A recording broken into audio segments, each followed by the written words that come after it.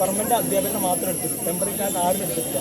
Permanent അധ്യാപകരെന്ന് പറയുമ്പോൾ രണ്ടും ഓരോ കളരിയിൽ 2, 3, 4 അങ്ങനെയുള്ളൂ. ബാക്കി മൊത്തം ടെമ്പററിക്കാരാണ് ഇവിടെ ഉള്ളത്. പെർമനന്റ് ആൾക്കാരില്ല. അതിനെ എടുക്കാനാണ് ഇവർ സമ്മതിക്കാത്തത്. ഹോസ്റ്റലിൽ ചീഫ് വാർഡൻ എടുക്കണ അതിനെ അടക്കം ഇവർ വന്നിട്ട് ബഹിഷ്കരിച്ചു. എടുക്കാൻ പറ്റില്ല. വിദ്യാർത്ഥികളുടെ സുരക്ഷ ഇല്ലാതെയാണ് ഇവർ കളിക്കുന്നത്. ഈ ഹോസ്റ്റലിൽ വാർഡന്മാരെ എടുക്കാൻ പറ്റില്ല എന്ന് ഇവർ പുറത്തുള്ള ആൾക്കാർക്ക് എങ്ങനെ പറയാനുള്ള അധികാരമുള്ളത്?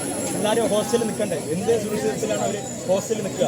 ഇതിനടക്കം അവർ വന്നിട്ട് ഇവിടെ ബഹിഷ്കരിച്ചിട്ടുണ്ട്. ഇപ്പം നമുക്ക് പിള്ളേരെ പഠിപ്പിക്കാൻ അധ്യാപകരില്ല എന്നുള്ളതാണ് പറഞ്ഞത്. അതിന് ആദ്യത്തെ വിജയം കണ്ടിട്ട് ഈ അടുത്ത 1.5 എല്ലാ വിദ്യാർത്ഥികളും നടത്തിയിട്ടുള്ള ഇൻ്റർവ്യൂ ബഹിഷ്കരിക്കാൻ വേണ്ടി പുറത്തുള്ള രാഷ്ട്രീയക്കാർ വന്നു. ഒരു വിദ്യാർത്ഥി ഇവിടെ തടയും. ഇപ്പോൾ ഇൻ്റർവ്യൂ അടിപൊളിയായിട്ട് ഇതിൽ നടന്നു. ആദ്യത്തെ ഇൻ്റർവ്യൂ നടന്നു. ഞങ്ങൾ ഇത്ര നേരം 3ന്റെ നേതൃത്വത്തിൽ നടന്ന സമരം വൻപിച്ച ഭൂരിപക്ഷത്തോടെ വിജയിച്ചിരിക്കുന്നു. മറ്റേ പോലീസുകാർ വിദ്യാർത്ഥികളുടെ നേരെയാണ് ആക്രമിച്ചിരിക്കുന്നത്. വിദ്യാർത്ഥികൾക്ക് അടി കിട്ടിയിട്ടുണ്ട്. വിദ്യാർത്ഥികൾ കുറേ പേർക്ക് ദേഹാസ്വസ്ഥം ഉണ്ടാക്കിയിട്ട് ഹോസ്പിറ്റലിൽ കൊണ്ടുപോയിട്ടുണ്ട്. അതിനുള്ള ഉത്തരവാദിത്വം പോലീസ് തന്നെ പറയണം. പെൺകുട്ടികളടക്കം അതിൽ ഉൾപ്പെട്ടിട്ടുണ്ട്. പിന്നെ നമ്മൾ ആദ്യത്തെ വിജയം നമുക്ക് വിജയിച്ചിരിക്കുന്നു. അടുത്ത് രണ്ടാമത്തെ 1.5 നടക്കുന്നത്. അതിലും വിദ്യാർത്ഥികളുടെ എല്ലാ പിന്തുണയും ഉണ്ടാവും. ഇവിടെ ഞങ്ങൾക്ക് അധ്യാപകരെ വേണം. പഠിപ്പിക്കാൻ അധ്യാപകരില്ല. ഇപ്പോൾ ആകെ ഒരു കളരിയിൽ 2 അധ്യാപകർ മാത്രമാണുള്ളത്. എല്ലാ വിഭാഗത്തിലും 2, 3 അധ്യാപകരാണുള്ളത്. ഇനിയിപ്പോൾ അടുത്ത അരങ്ങേറ്റമാണ് വരാൻ പോകുന്നത്. ഇവരുടെ ഭരണകൂടം വന്നില്ല എന്ന് പറഞ്ഞിട്ട് നമുക്കിവിടെ വിദ്യാർത്ഥികളെ പഠിപ്പിക്കാതിരിക്കാൻ പറ്റുന്നതല്ല. അപ്പോൾ വിദ്യാർത്ഥികളുടെ പ്രശ്നം പരിഹരിച്ച് ഇപ്പോൾ ഇൻ്റർവ്യൂ നടന്നിട്ട് അധ്യാപകരനെ എടുക്കാനുള്ളത്. ഇനിയിപ്പോൾ അടുത്ത 1.5 അടുത്ത ഇൻ്റർവ്യൂ നടത്തും. നമുക്ക് വിദ്യാർത്ഥി യൂണിയൻ ചെയ്ത സമരം വമ്പിച്ച ഭൂരിപക്ഷത്തിൽ വിജയിച്ചിട്ടുണ്ട്.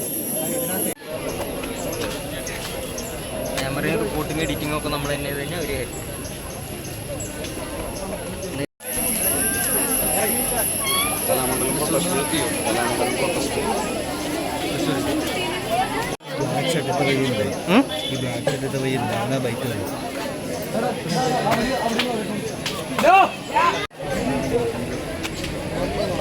അല്ലെങ്കിൽ അവന്മാര് കാത്തിരിക്കുക. എഡിറ്റിംഗ് പഠിക്കണം, ക്യാമറ പഠിക്കണം. അവർ പറയുന്നത് ഇവിടുന്ന് സ്റ്റോറികൾ അപ്പ് ചെയ്ത് വിടാം. ലാഗ് വരുന്ന കാരണം എഡിറ്റിംഗ് ചെറുതായിട്ട് അറിയാമെങ്കിലും കൊടുക്കില്ല. അപ്പൊ നമ്മളിവിടെ സജ്ജമായിട്ട് ഉണ്ടാവും. നമ്മുടെ അടുത്ത ഇന്റർവ്യൂ കൂടി ജയിച്ചു കഴിഞ്ഞാൽ ഇന്നത്തെ നമ്മുടെ എല്ലാ പരിപാടിയും നമ്മൾ വിജയിച്ചേക്കാണ്. അതുകൊണ്ട് എല്ലാവരും പോലീസ് എന്തിന് നമ്മളെ തല്ലി അതൊക്കെ നമുക്ക് ചോദ്യം ചെയ്യണ്ടേ? അപ്പൊ നമുക്ക് തൽക്കാലം ഇപ്പൊ